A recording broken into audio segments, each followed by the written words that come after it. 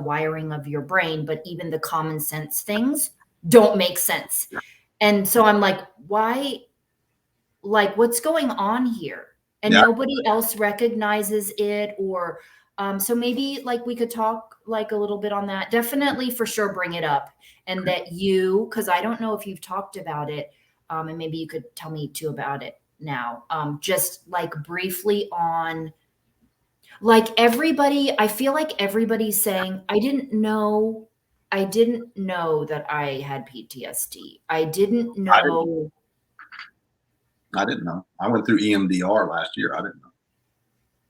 You just started it last year, or last year? Yeah. When were your first thoughts of, like, how would you know if you don't have PTSD and you can listen?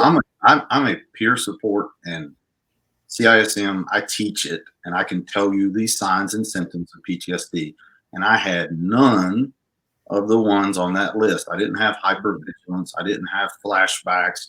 I didn't have all that, but I had something else that I didn't pick up on. What's that? I couldn't focus or function in certain environments because of something that happened to me, and I would basically have analysis paralysis. I would start to lose the ability to function. Now, I've had anxiety and depression and dealt with panic attacks before.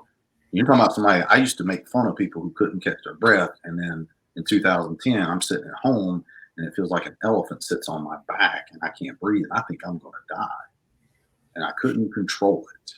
So I understand it, but I'm going to tell you, the symptoms in the textbook are not always the same person. Just like a woman has different cardiac symptoms for a heart attack than a man. They do. I mean, they may have just neck pain, may not have chest pain. You know, firefighters have different symptoms of heart attack. It's contextual. It's the stress. Some people, I've dealt with people who committed suicide. They had no signs, no symptoms. They left no note. And then there's the ones that could literally paint a picture and go, yeah, I saw that coming. But I think the hard part for us is, like you said, I didn't know I had it, or what the doctor says I had, right? But the treatment for me, cognitive behavioral therapy, helped me understand and do something I've never been able to do.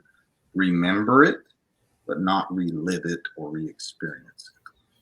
Yeah, EMDR. The brain spotting is supposed to be even better too. Rewind. Did you make up that word, analysis paralysis? What?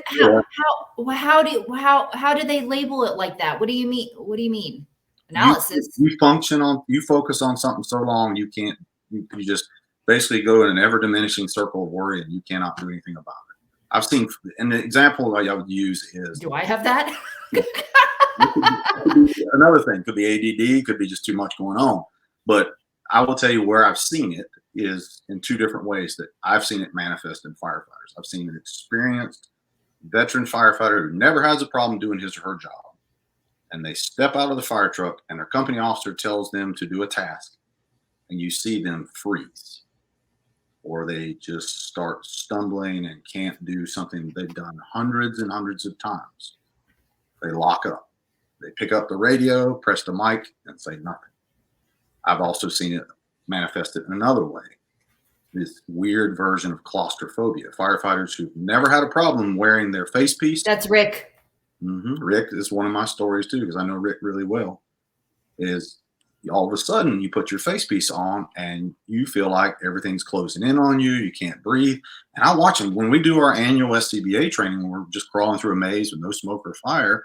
You have to wear this pack one time per year per our standards in training. You see firefighters rip their face piece off. And you're like, whoa. I've worked with this guy or gal. They're always solid, never had a problem. But last year they went through cancer and their wife left them. And now all of a sudden they're back at work in their safe place. And when they put this on, everything closes in and they can't breathe. And then they got to go through not drug treatment per se, but in vivo or certain types of treatment that gets them better. But I think I don't diagnose people. It's dangerous. I may see signs and symptoms, and there's an acronym I was taught called question, persuade, refer.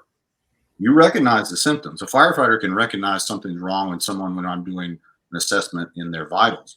And I can think they're having a heart attack, but the doctor diagnoses. I get them to that higher level of care.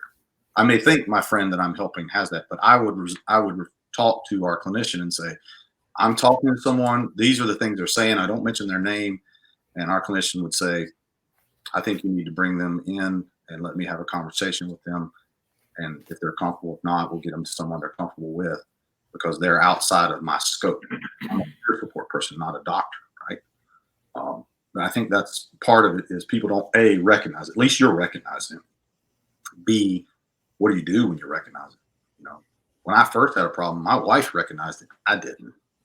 I was having anger outbursts and panic attacks. So that was not good. I was calm at work and not good at home.